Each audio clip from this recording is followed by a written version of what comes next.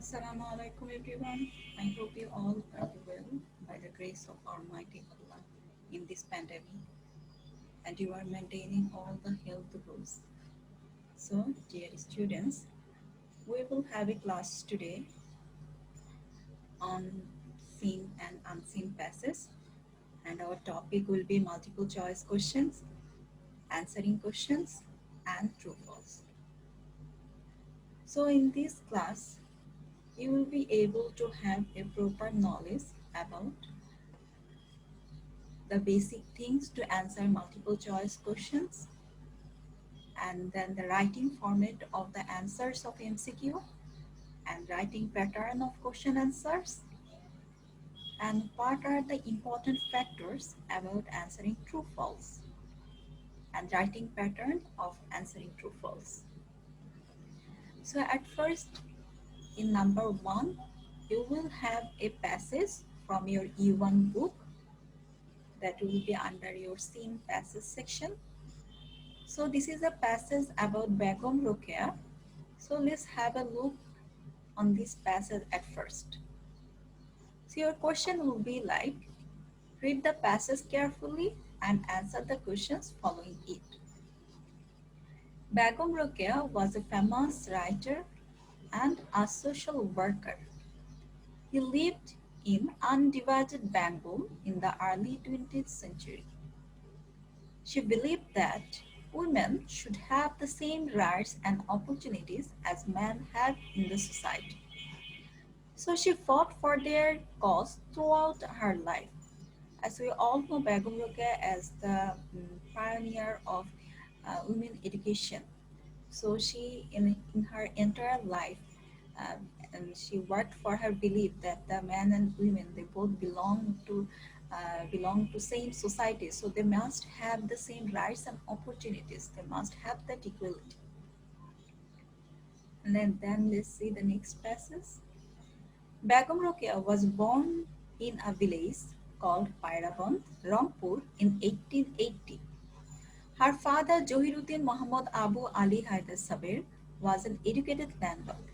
So you can assume that Begum Rokeya, she belonged to an affluent family. Economically, they were solvent. Rokeya was married to Khan Bahadur Shakhat Hussain in 1896. Her husband was the deputy magistrate of Bhagalpur, now a district in the Indian state of Bihar. So at the time of Begum Rokeya, it was an undivided country like the India, Pakistan, and Bangladesh. All these countries are one country. Okay, so at that time when Begum Rokeya's husband was working in Bhagalpur, and it is included now in the Indian state, which is named Bihar. He was very cooperative and always encouraged Rokeya to go on with her activities. So Begum Rokeya's husband was very much cooperative, and she was a constant partner of Begum Rokeya. Whatever she wanted to do in her life, she had her full support of her husband. Many upper-class Muslims of Bengal at that time learned Arabic and Persian as medium of education and communication. So you can see at that time before colonization, the languages like Arabic and Persian, they were treated as office languages, and people really gave them priority in their education to learning them in their education and also for communication. But Rokia had great love for her mother tongue. But Rokia wanted to learn her mother tongue, that is Bengali, also very well. She learned Bangla and English from her eldest brother Ibrahim. So her family members are also very cooperative. His eldest brother Ibrahim, he even taught Begum Rokeya Bangla and English by himself. So now we will see some multiple choice questions. See your question. There will be 10 multiple choice question. Each will be of 0.5, and the total mark will be 5. And your question will be like, now choose the correct answer to each question from the alternatives given and write the corresponding number of the answers in your answer script. So see the first one, Begum Rokeya was a famous writer and a social worker. What is mean by famous? So consider your options. What can be the synonym of famous? That can be renowned, that can be notorious, bad, and worse. So we know that notorious, that gives the meaning of someone is famous for some bad work. Okay, and then bad, you all know that bad cannot be the synonym of the word famous. And then worse, the comparative form of the word bad is worse. That means they both give the same meaning. So our answer can be the word renowned. Then Begum Rokeya was born in. So we have seen in our passage that Begum Rokeya was born in first line, that is 1880. Her life span is from 1880 to 1932. That means her birth year is 1880. So when you go through a passage like this, like you have to answer some multiple choice questions or true false, whatever you can do that. You can underline some important years or some important place or the name of some important person if you have those while reading your passage. Okay, it will make your work easier to find out the information from your passage. Let's see the next one. He was born at Pairaband. Pairaband was a place in Rangpur district. So you have seen it in your passage that about the Pairaband. Okay, see, he was born in a village called Pairaband, Rangpur in 1880. So Begum Rokeya, it is mentioned in your passage that Begum Rokeya was born in Pairaband, which was a place of Rangpur district. Then the next one. Her father's name was Johiruddin Muhammad Abu Ali Haidar Sabir. Okay, it is given in this next passage in second line. Her father Johiruddin Muhammad Abu Ali Haidar Sabir. So your answer will be number A. Okay, then let's see number 5. Johiruddin was a landlord. As we have seen in our passage that Johiruddin Muhammad Abu Ali Sabir, he was an educated landlord. It is given in your passage that a landlord, that means they belong a huge number of land at that time in Paravan.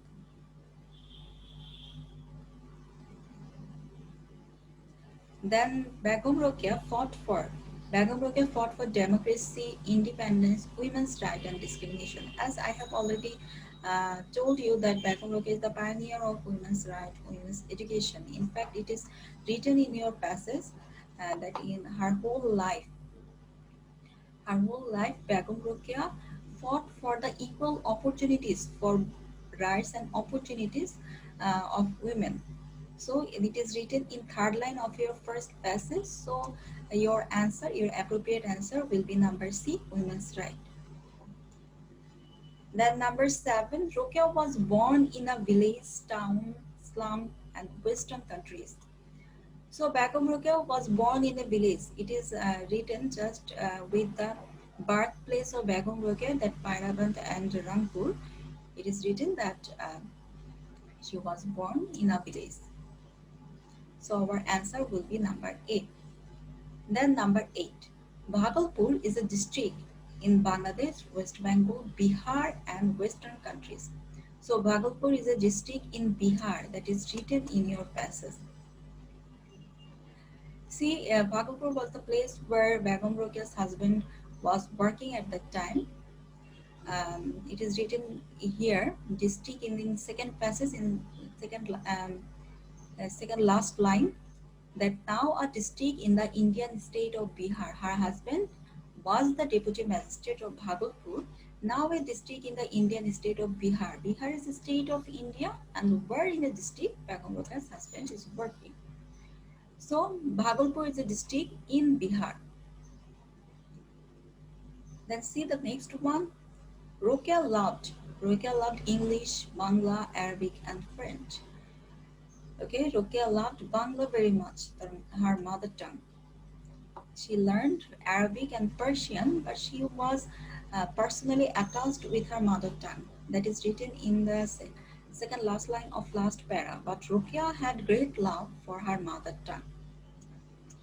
So you can see the answer will be number B, Bangla. Then number 10, Shakat Hosen's working place was Parabang, Bhagalpur, Rangpur and Faridpur. It was Bhagalpur, that was district in Bihar. It is written here. Her husband was the deputy magistrate of Bhagalpur, now a district in the Indian state of Bihar.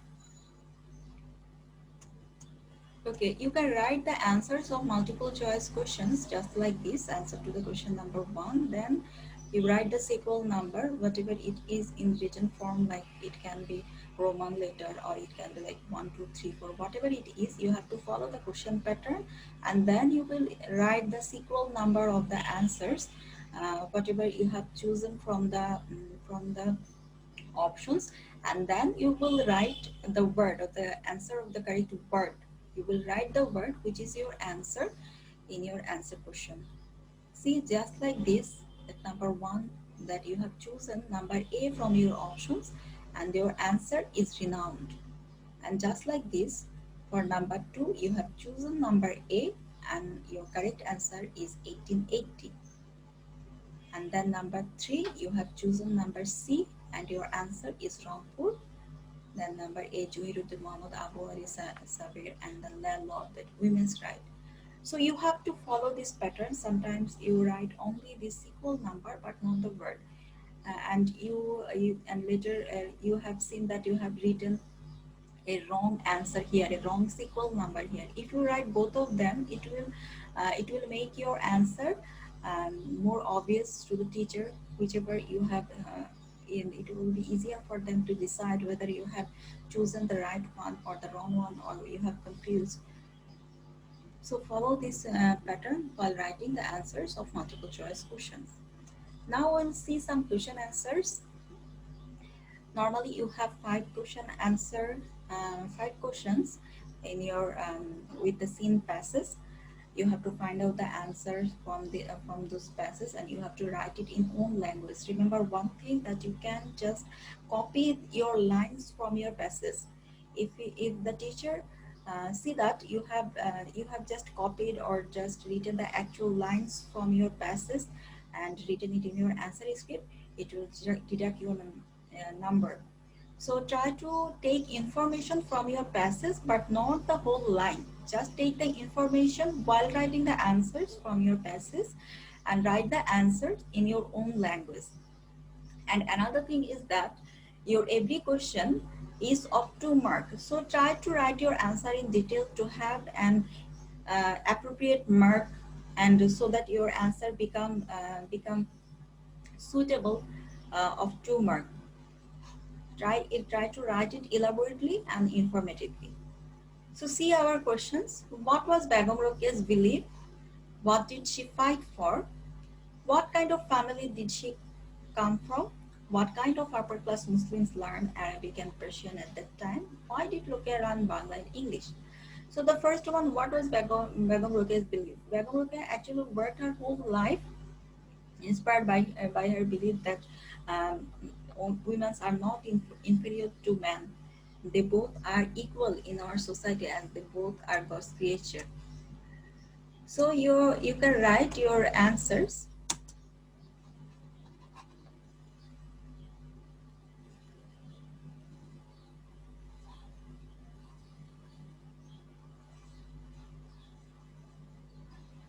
So our first question, what was Begum Rokea's belief?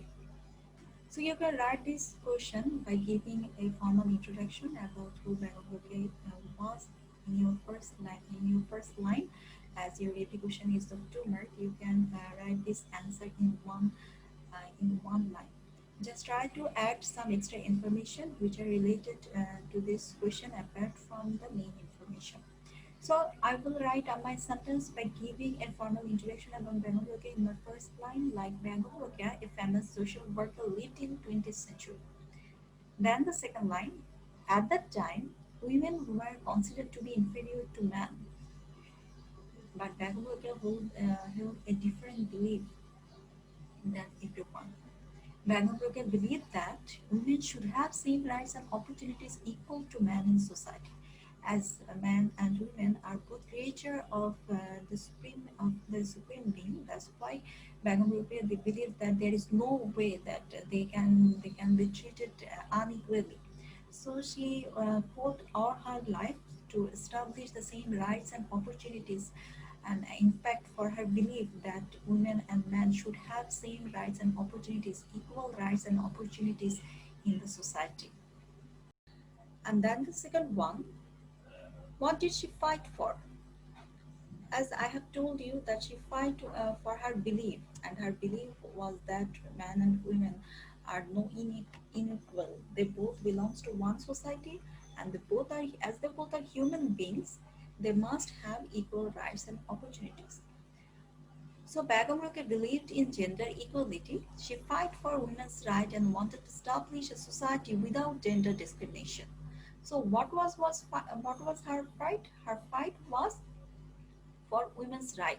She wanted to establish all those rights which people at the time believed that they were of men only. So she wanted to establish a society without this gender discrimination, without right discrimination, or without any inequality in the society. That's what she fight for. And then the third one, what kind of family did she come from? That we have seen that in our passage, Rokea's father was a landlord. That means she belongs to a affluent family, okay, economically stable. So you can write this answer like she came from a rich family. As his father was a landlord, we can assume that they were a rich family. Begum Rokea's father was a landlord and her husband was the deputy magistrate of Bhagalpur. His father was a landlord, that's why they were a rich family, and also her husband also possessed a very powerful place at that time, that was deputy magistrate, and it is really a very powerful post at that time and also now. And then see the next one. Why did many upper class family learn Persian and Arabic at that time? As I have told you that at that time Arabic and Persian they were very important language, at that offices and education institutions were run by those languages. So you can write this like many upper class Muslims at that time learned Arabic and Persian as the medium of education and communication. Why people learn it? Because they were the medium. People learned it because they were the medium of Arabic, and they were the medium of education and communication. uh, for this communication from inside country and outside country, also in the offices and also in the education and institution. And they were their academic languages and as well as their office language. So you can write this, you can input this sentence also here. Those languages were also official languages at that time. That's why for communication and to run the office, Persian and Arabic were very important languages at that time. But as we have seen that Begum Rokeya have learned not only those languages, she had learned Bangla and English as well also, not for necessity but for out of passion. So here is also a question about it. Why did Rokeya learn Bangla and English? Rokeya, why learn Bangla and English? So we have seen that in early 20th century,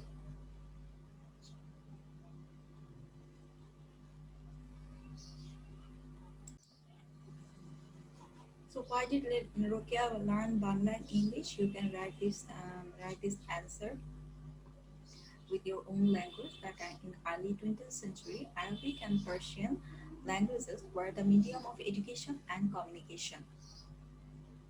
Apart from learning those languages, Begum Rokeya learned English and Bengali too, and she loved them greatly. So Begum Rokeya learned these two languages wholly out of passion or out of curiosity. Okay, those are our 5 questions, and those questions are from your textbook. You can use these answers for those questions as well all these questions are taken from your textbook. You will see these questions just after the passage, which is about Beckham Rokia in your book. Okay, then we will see, after this we will see a scene passage. Okay, see, unseen passage. Unseen passage is that kind of passage which not included in your textbook, that means in your E1 book. And before it we have solved a scene passage. Scene passage, that means the passage will be from your E1 textbook, and unseen passage is out of your textbook, and that can be on various topic. Let's see this passage. Read the following text carefully and answer question number 3. Normally we have questions on Normally, we have questions like true, false, and information transfer from this unseen passage. So, for this kind of answer, this kind of questions, you need to notice the informations which are given in your passage very carefully.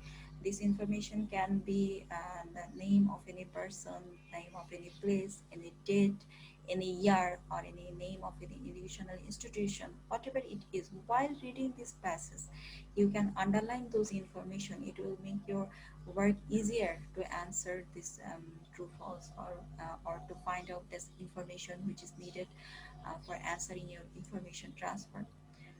So let's have a look on this passage. It is about our national poet Qazi Nazrul Islam. Our national poet Qazi Nazrul Islam was born on 24th May 1899. So this is the birth date, and it is about a very famous person, that is Qazi Nazrul Islam. And his father died when he was only 9 years old. Qazi Nazrul Islam was very young when he lost his father, and that turned his whole life upside down. So he had to start a very struggling life from his very childhood. As I have seen you, that was the beginning of his unfortunate life. His father death. No one was there to give him a proper shelter for education and for earning livelihood. No one was there. Nozrul completed his primary education in 1909 and joined a local maktab as a teacher in the same year. So as per, no one was there to support him. So as soon as he completed his primary education, it was necessary for him to take a job to support his life, support himself.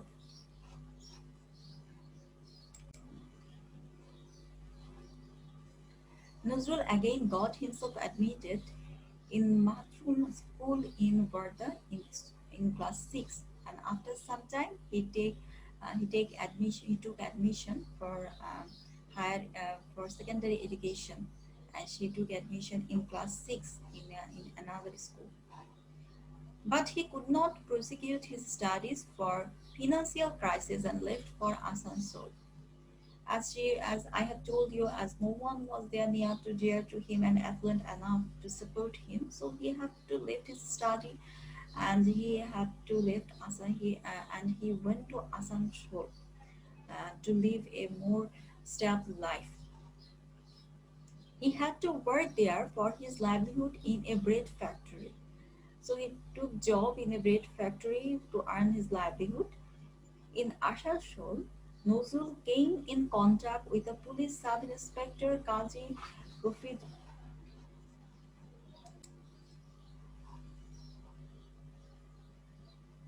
So while working in that bread factory, Nozrul came in touch with a person who was a police inspector. His name was Kazi Rufizullah.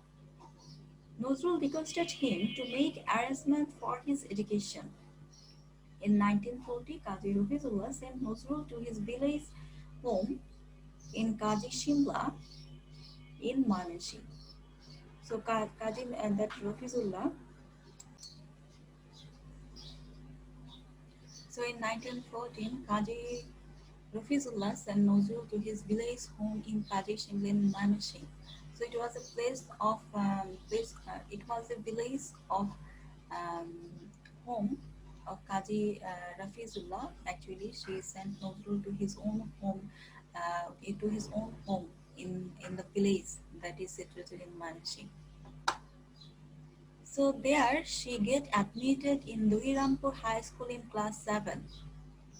At the village of that police inspector, um, Kazi Nuzrul got admitted into Durirampur High School, and it was in class 7. As we have seen that Kazi Nuzrul quit his study when he was in class 6, so he got his admission in class 7 again, and the place was Mymensingh, and the school's name was Durirampur High School. So Nazrul read in that school only for 1 year and left Kaji Shimla. Nazrul stayed only 1 year at that place and then she left again. On returning home, Nazrul got himself admitted in Raniganj Siarshul High School in class 8 in 1915 and continued his studies in 1917. So once again, Qadi Nazrul Islam came back and she got admitted in another school in class 8, that is Raniganj Siarshul High School. So see, up to now you have got three schools name.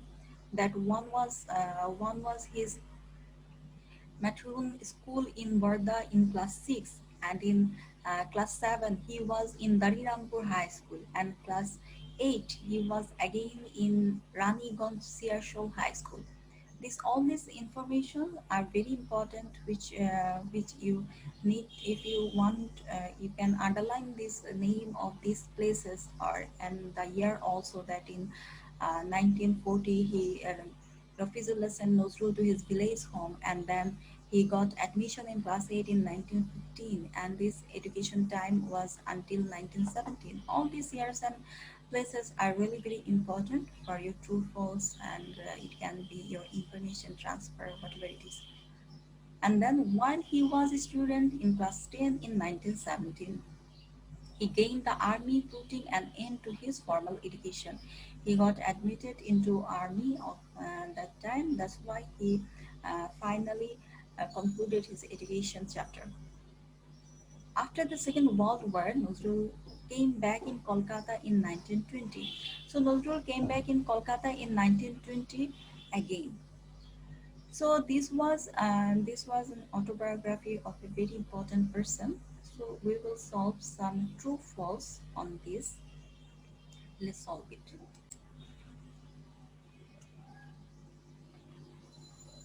Okay, for true false, you will have 5 questions and you have to find out whether your answer is true or false.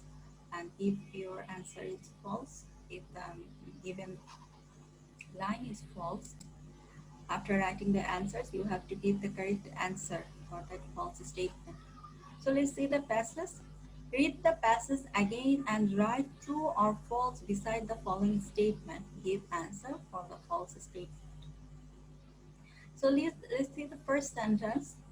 Nozrul was 11 years old and his father died. When his father died. So let's see the passage.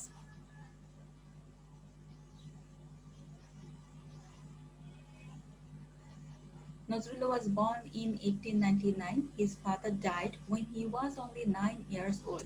That means our statement is false. So you have to write these answers that false at first, and then you will write the correct statement as this statement, given statement is false.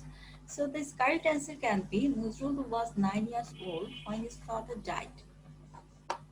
Nuzrul's age was only 9. At very early age, he lost his father. Okay, then see the next line. He had to struggle hard after his father's death. That's we all have seen that is true. He have to leave that place forever where he lived, and then he have to literally he have to travel from one place to another in search of his travel life for a support. So this statement is true. So you will write this answer and write true. And then the next one, Nozrul joined a local maktab after completing secondary education. So let's see this passage when he had Nazrul has completed his primary education. We have seen in our passage that after completing his primary education, he have to got into a job. He have to take a job in order to support his livelihood. So this answer will be false.